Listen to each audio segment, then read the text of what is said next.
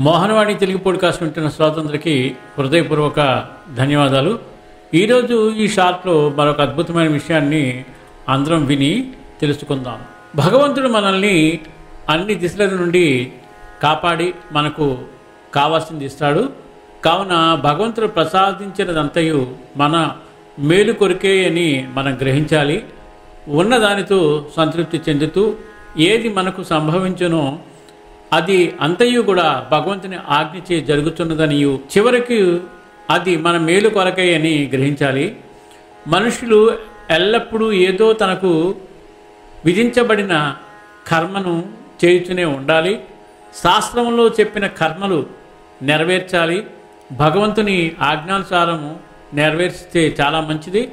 కర్మ చేయకుండా ఉండుట ఆత్మనాశనమునకు కారణమవుతుంది. ఎవరైతే సకల వస్తుకోటిని ఒకటిగా భావించునో, ఎవరికైతే సమస్త ఆత్మ అగునో వారికి మానవులు పడు సామాన్య బాధలతో సంబంధం లేదు.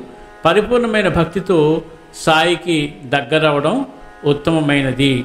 చాలా అద్భుతమైన విషయం.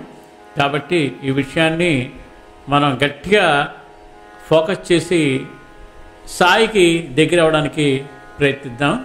ఓం సాయిరామ్, జై సాయిరామ్, శ్రీ సాయిరామ్. సర్వే జనా సుఖినో భవంతు, లోకా సమస్త సుఖినో భవంతు. ధన్యవాదాలు. స్వస్తి.